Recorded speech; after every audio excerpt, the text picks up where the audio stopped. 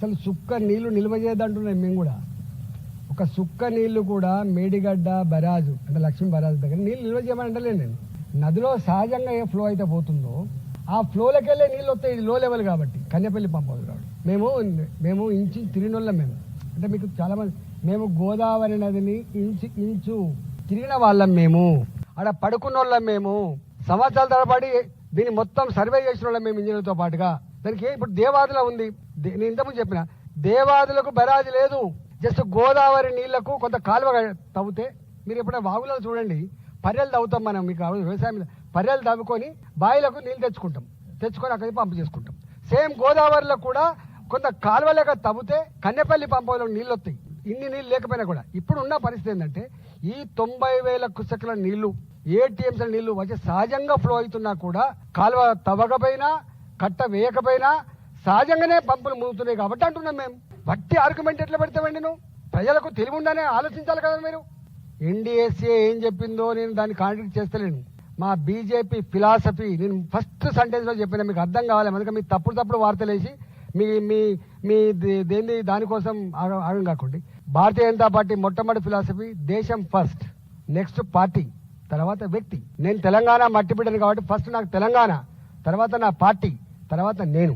దీనికి నేను అనుమానం ఉంటే నీళ్ల దోపిడీ ఈ రాష్ట్రంలో జరిగినప్పుడు ఈటల రాజేందర్ గారు కూడా ఆ పార్టీలో భాగస్వామ్యం ఉన్నారు, మంత్రిగా ఉన్నారు. అసలు లోపం ఎక్కడ జరిగింది?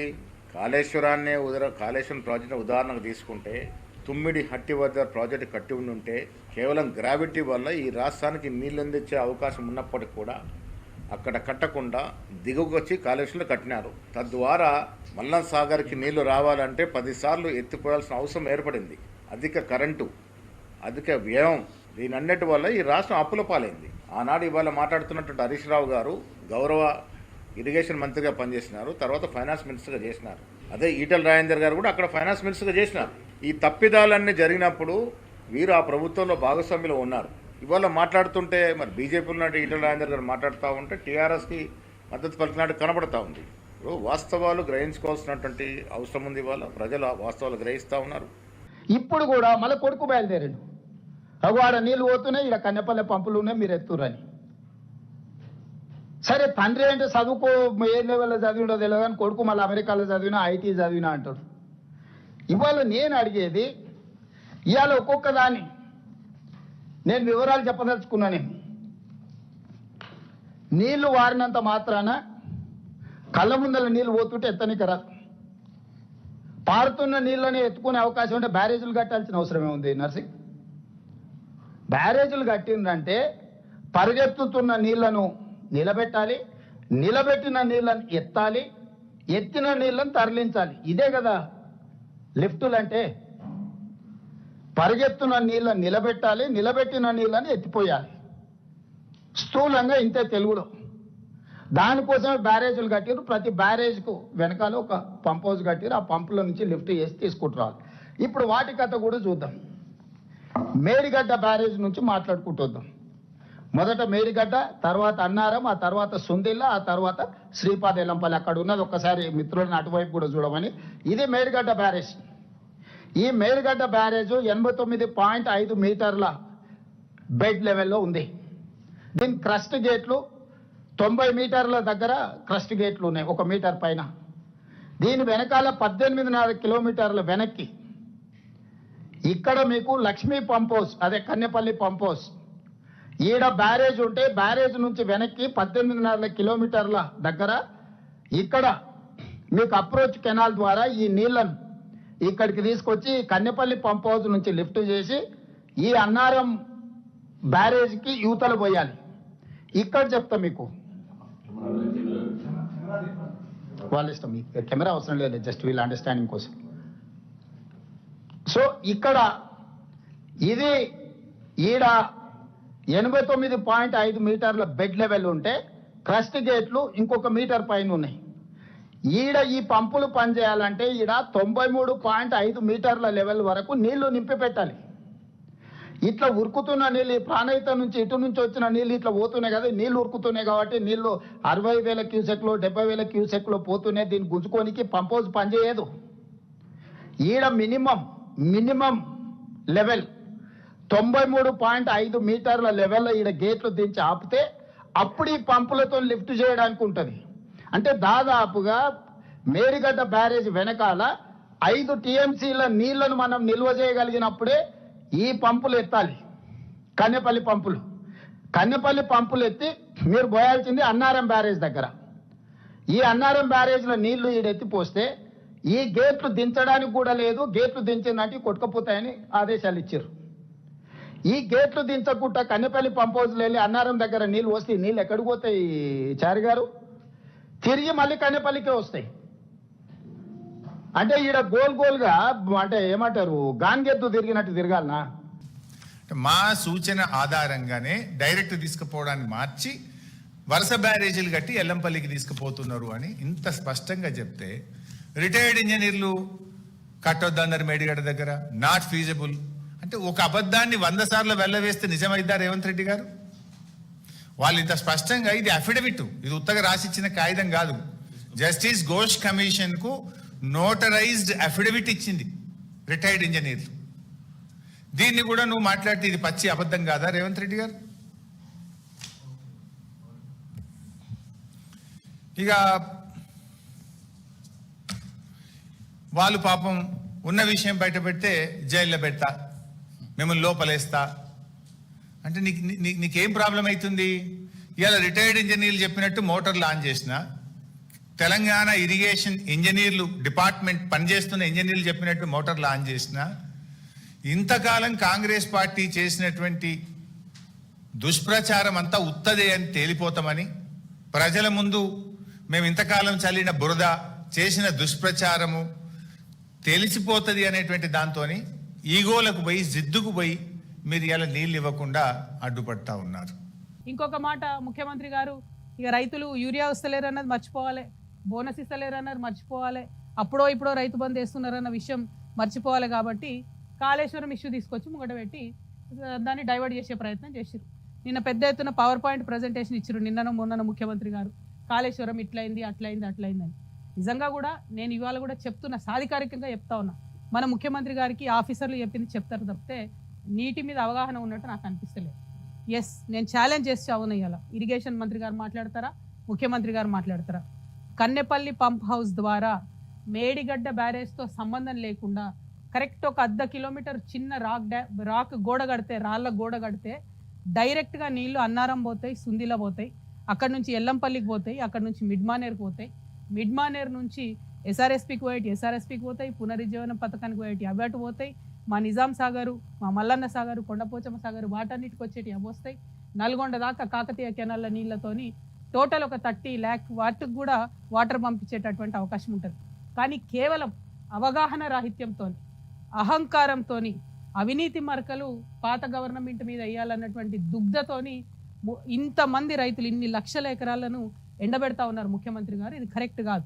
నిన్న మీరు ఒక పార్టీ మీద మీరు విమర్శ చేయాలి కాబట్టి అది మేడిగడ్డ కడితే ఇట్లయితుంది అట్లయితుంది కూలిపోతుంది, నేను మేస్త్రిని, నాకు తెలుసు ఇల్లు ఎట్లా కట్టాను అని చెప్పారు. సంతోషం, మీరు మేస్త్రే. నేనేమంటున్నా, మేస్త్రి గారు ఒక 1/2 కిలోమీటర్ మీరు రాళ్ళ కూడా కడితే అసలు మేడిగడ్డ బ్యారేజ్ని పక్కకు తీసి కంప్లీట్గా అన్నారం సుందిళ్ళని తీసుకోవచ్చు. ఏ ఎక్స్పర్ట్ వచ్చినా, ఏ ఇంజనీర్ గారిని అడిగినా ఈ విషయం చెప్తారు. చేయగలిగి ఉండి కేవలం ప్రజలు మభ్యపెట్టి మోసం చేస్తూ ఉన్నారు. ఇక వీళ్ళు కాంగ్రెస్ పార్టీ నుండి ఇట్లా మోసం చేస్తే అసలు టోటల్ బీఆర్ఎస్ పార్టీకి అవినీతి మరకలు అంటడానికి, టోటల్ కాళేశ్వరం ప్రాజెక్టులో అవినీతి అనకొండ అయినటువంటి హరీష్ రావు గారు వచ్చి పల్లికి తీసుకుంటే ఆయన ప్రెస్ మీట్ పెడతాడు. ఇక పాలమూరు ప్రాజెక్టులో అన్యాయం చేసింది ఆ గుంటనక్క, కాళేశ్వరంలో అన్యాయం చేసింది ఆయన. ఈయననే తప్పు చెప్పి ప్రజల్ని డైవర్ట్ చేస్తుందంటే ఆయన వచ్చి ఆ డ్రామా ఇంకొంచెం పెంచి ఆయన ఏందేందో మాట్లాడిపోయాడు. నేను అంటున్నా కదా, అదే గుంటనక్కను ఎవరి వల్ల అయితే అవినీతి జరిగిందో ఆయననే ముందట పెడుతున్న బీఆర్ఎస్ పార్టీ ఈ జన్మల బాగుపడదు, ఈ జన్మల అధికారంలోకి రాదు. ఇవాళ అవినీతితో కూరుకుపోయి ఉన్నటువంటి విషయాన్ని బయట పెడతా ఉన్నా నేను చాలా స్పష్టంగా. హరీష్ రావు ఒక నీట్ ఎక్స్పర్ట్, కేసీఆర్ ఒక నీట్ ఎక్స్పర్ట్. ఎన్డీఎస్ఏ రిపోర్టు నమ్మాలన్నా, నీ దొంగ మాటలు నమ్మాలన్నా? ఎన్డీఎస్ఏ అని కాదని హరీష్ రావు చెప్పిండని ఇలా చేయాలన్నా? నాకు 3 నెలలు అని బతిలాడుకుంటున్నావు కదా. 9.5 సంవత్సరాల్లో 4 సంవత్సరాలు నువ్వే ఇరిగేషన్ శాఖ మంత్రి ఎలుగబెడితీవి కదా. 3 నెలలు ఇస్తే ఏం చేస్తావు? 3 నెలలు ఇస్తే ఏం చేయగలుగుతావు? 3 సంవత్సరాలు తీసుకోమంటే సిగ్గు లేకుండా మాట్లాడుతుండ్రి. ఇంట్లో పన్నోడు రాడా, తెలియనోడు మాట్లాడుతుండే, మోసం చేసినోడు నీతులు చెప్తుండే. ఏం చెప్పాలి ఇంకా మీకు? ఏ భాషలో చెప్పాలి మీకు? నీటి భాషలో చెప్తే అర్థం కాదా? రాజకీయ భాషలో చెప్తే అర్థం కాదా? రాష్ట్ర భాషల తెలంగాణ భాషలో చెప్పినా కూడా అర్థం కావట్లేదు. మీకు ఏ భాష చెప్పాలంటే బూతు భాష అయితేనే కరెక్ట్ అవుతుంది మీకు. మీరు దిగజారి మీరు చేస్తున్న కామెంట్స్ ముఖ్యమంత్రి మీద కానీ లేకపోతే ప్రభుత్వం మీద కానీ, నీ స్థాయి ఏంది Harish Rao? You are after all MLA today. మా అందరికంటే కూడా తక్కువ నువ్వు. నీ ఎమ్మెల్యే స్థాయి ఏంది? ముఖ్యమంత్రిని మాట్లాడే స్థాయి ఏందిరా పాగల్? ఏం మాట్లాడుతున్నావు నువ్వు? ఇలాంటి చిల్లరగాళ్ళు ఇలా ప్రతిపక్ష నాయకులుగా ఉన్నారు. దొంగలు వీళ్ళు, దొంగలు అంటే దొంగలు. ఇంకా బూతులు వస్తున్నాయి వీళ్ళని తిట్టాలంటే. ఈయన క్యూసెక్కులు ఏంది, టీఎంసీలు ఏంది, కొత్తగా నేర్చుకొని ముచ్చట చెప్పినట్టు చెప్తున్నాడు. మీ పార్టీలో ఉన్నాడు దాసో శ్రవణ్, ఎటుపోయింది ఇప్పుడు? తెలుసుకురారి ఏమో హైడ్ చేసి పెట్టిండ్రు. పవర్ పాయింట్ ప్రజెంటేషన్ అప్పుడు కాళేశ్వరం ఇక్కడ కట్టకండి అని చెప్పినాం కాంగ్రెస్ పార్టీగా. ఇంకా మాట్లాడితే వీడు ఏమంటాడు నాకు అర్థం కావట్లే. కేసీఆర్ ఆనవాళ్ళు చెడగొట్టద్దు, కేసీఆర్ ఆనవాళ్ళు చెడగొట్టు. పాగల్, రాజశేఖర్ రెడ్డి ఆనవాళ్ళు చెడగొట్టిరా? హౌలే. రాజశేఖర్ రెడ్డి ప్రాణహిత చేవెళ్ల ప్రాజెక్టు అంబేద్కర్ గారి పేరు పెడితే మీరు ఆ పేరును మార్చిన దరిద్రులు మీరు. ఇలా మళ్ళీ అంబేద్కర్ మేము పొగుడుతామని చెప్తాం. అంబేద్కర్కి మేము సెక్రటరియట్కి పెట్టామని అంటారు, అంబేద్కర్ విగ్రహం పెట్టామంటారు. అంబేద్కర్ పేరు ప్రాణహిత చేవెళ్ల అంబేద్కర్ సుజల సెవంతిగా మేము పెట్టింది రాజశేఖర రెడ్డి గారు కదా. ఇలా ప్రాజెక్టుకు కిందికి పోయి 3 పిట్టగోడలు కట్టి, ఆ కట్టిన గోడలు కూడా కింది దానిక కట్టకుండా ఊళ్ళలో నేను మా వాళ్ళు అంటుండే, గీడెక్కడోడు సార్ కేసీఆర్ తలకాయ మీద నీళ్లు పోసుకుంటే కాళ్ళు తడుస్తాయి, కానీ కాళ్ళ మనం కిందికి పడి కాళ్ళకాయ నీళ్లు పోయమంటాడు సార్ అని. తుమ్మిడిహెట్టి నుంచి ఒక్క లిఫ్ట్ పోసుకుంటే శ్రీపాద ఎల్లంపల్లి అని చెప్పి ఆ రోజు రాజశేఖర రెడ్డి గారు డిజైన్ చేసి 22 టీఎంసీతో శ్రీపాద ఎల్లంపల్లి పూర్తయింది. ఉద్యమ కాలంలో కిరణ్ కుమార్ రెడ్డి గారు దాన్ని ఓపెన్ చేస్తారంటే ఈ కాంగ్రెస్ పార్టీ నాయకులమే ఇప్పుడు వద్దని చెప్పి చేసిన చరిత్ర ఉంది. ఏది మీరు కొత్తది? రంగనాయకమ్మ కొత్తదా, లేకపోతే మల్లన సాగర్ కొత్తదా, కొండపోచమ్మ కొత్తదా? ఏది కొత్తది? మిడ్ మానేరు కొత్తదా? ఏది నువ్వు కట్టింది? నువ్వు కట్టినే 3 పిట్టగోడలు కూలడానికి సిద్ధంగా ఉన్నాయని చెప్తుంటే సిగ్గు లేదా మీకు? అర్థం కావట్లేదా మీకు? కట్టి నింపితే మళ్ళీ ఈ తెగి ప్రజల మీదకి పోతే ప్రజా నష్టం జరిగితే కాంగ్రెస్ వాళ్ళకి కట్టరాదని చెప్తాను కానీ తెలియదు మీరు చేసే శకలు. అరే బేవకూఫ్, ఎన్నిసార్లు చెప్పినాం? నాగార్జున సాగర్ అనేది ఎన్ని సంవత్సరాల క్రితం నెహ్రూ కట్టిండది. లీకులు తప్పితే కూలలే కుంగలే. శ్రీరామ్ సాగర్ 215 టీఎంసీలు. చూడు అక్కడ. నువ్వు కూడా ఇరిగేషన్ శాఖ మంత్రిగా ఉన్నావు కదా. ఈయనకు ఇప్పుడు పట్టిసీమ గుర్తొచ్చింది, ఇప్పుడు రాయలసీమ ఎత్తిపోతలు వచ్చింది, దేవాదులు ఎందుకు ఎత్తిపోస్తలే, సీతారాం సాగర్ ఎందుకు పోస్తాయి? అసలు ఫస్ట్ నీ కాళేశ్వరం ఏమైందో చెప్పు. నీ మామని చెప్పమను. మీరెందుకు చిల్లరగా లెక్కొస్తున్నారు? ముఖ్యమంత్రి నిన్న మాట్లాడింది పూర్తి శుద్ధ అబద్ధాలు. ముఖ్యమంత్రి తప్పు చేస్తున్నాడు అనే సంగతి రాష్ట్ర ప్రజలందరికీ అర్థమైంది. నువ్వు ఉలిక్కిపడి 3 రోజుల్లోనే 2 సార్లు ప్రెస్ పెట్టి మాట్లాడిన వెంటనే అర్థమవుతుంది నువ్వు చేస్తుంది తప్పు అని ప్రజలు చర్చించుకుంటున్నారు. నువ్వేదో అబద్ధాలు చెప్పి లేని సృష్టించి ప్రజల్ని ఇంకా ఏం మారుస్తాను అనుకుంటే నీ మూర్ఖత్వం క్లియర్గా అర్థమైపోయింది. కన్నెపల్లి పంపు దొప్పద ఇవాళకి కూడా 10 టీఎంసీల నీళ్లు పోతూనే ఉన్నాయి. అక్కడి నుంచి ఎత్తాల్సింది కేవలం 2 టీఎంసీలు. 2 టీఎంసీలు సునీళ్లకు అన్నారంకు తీసుకొస్తే ఎక్కడ ఏది కొట్టుకపోయేది లేదు. సుందిలలో అన్నారంలో కూడా 100 కొద్ది టీఎంసీలు నిల్వ చేసేది లేదు. కన్నెపల్లి పంపు నుంచి ఏదైతే 2 టీఎంసీలు లేపుతామో అవి చక్కగా అన్నారం దగ్గరికి వస్తాయి. అదే నీళ్లను మళ్ళీ పైకి లేపితే మళ్ళీ సుందిల నుంచి మళ్ళీ ఎల్లంపల్లి వరకు అవే 2 టీఎంసీలు వెళ్ళిపోతాయి. ఆడ నిలబడితే మహా అయితే ఒక్కొక్క టీఎంసీ నిలబడతాయి. సుందిలలో అన్నారంలో నిల్వ ఉండేవి ఒక్కొక్క టీఎంసీ మాత్రమే. మిగతా 2 టీఎంసీలు ఎత్తుతూనే ఉంటాం. 3 టీఎంసీలు నిలబడితే చాలు. నువ్వు అజ్ఞానపు ఆ మంత్రి చెప్పే మాట, దాన్ని ఈ మూర్ఖపు ముఖ్యమంత్రి కూడా సమర్థిస్తున్న మాట. భద్రాచలం కొట్టుకుపోతుంది, 44 ఊళ్ళు కొట్టుకుపోతే సిగ్గుపోతుంది మాట్లాడితే. ప్రజలు కూడా తెలవాలి, రైతులకు. ఈటెల రాజేందర్ స్టేట్మెంట్ చూసిన ఆయన అప్పుడు కూడా అల్లనే ఉండే కదా. ఈటెల రాజేందర్ ప్రాబ్లం ఏంటంటే కేసీఆర్ గారు సీఎం అప్పుడు, ఇప్పుడు ప్రతిపక్ష నాయకుడు, అప్పుడు CM, irrigation minister Harish Rao, finance minister ఎవరు? ఈటెల రాజేందరే. ఇది లింక్ కదా మీ బంధం. సీఎం గారు డిసిషన్ అమలు చేసేది హరీష్ రావు మినిస్టరు, మరి పైసలు రిలీజ్ చేసింది ఎవరు? ఈటెల రాజేందర్ కూడా ఫైనాన్స్ మినిస్టర్ కాబట్టి ఆయనకు కూడా ఆడ న్యాచురల్గా ఇస్తా ఉంటుంది కదా, ఆ జాగాలు ఆయన కదా నేనున్నా ఇస్తా ఉంటుంది. ఇక ఇస్తా ఉన్నది కాబట్టి ఇస్తాదారుడిగా పాపం వాళ్ళ బజ్జాయించాలని ఈటెల రాజేందర్ గారు తాపత్రయపడుతున్నారు. ఇక అందుకే ముఖ్యమంత్రి గారి మీద రాళ్ళు చేసే కార్యక్రమం చేస్తున్నాడు ఈటెల రాజేందర్. ఓకే చెయ్యి, ఇక తప్పదు, కొంత ముట్టినప్పుడు కొంత బాధ్యత తీసుకోవాలి. ఓకే, ఓ పని చేద్దాము. ఈటెల రాజేందర్ గారు ముఖ్యమంత్రి గారు మరి యాజ్ ఏ సీఎంగా రేవంత్ రెడ్డి గారు ఉత్తమ్ రెడ్డి గారు రెడీ ఉన్నారు కదా.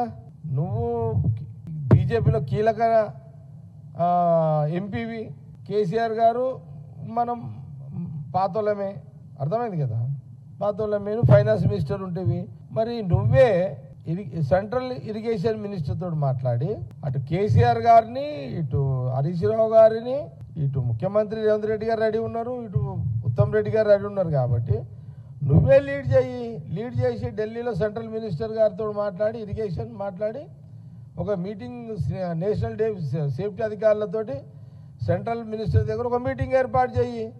మినిస్టర్ సమక్షంలో లెటర్ రాయండి, అది చేయి. మరి ఈ బ్రేక్ అయిపోతుంది కదా.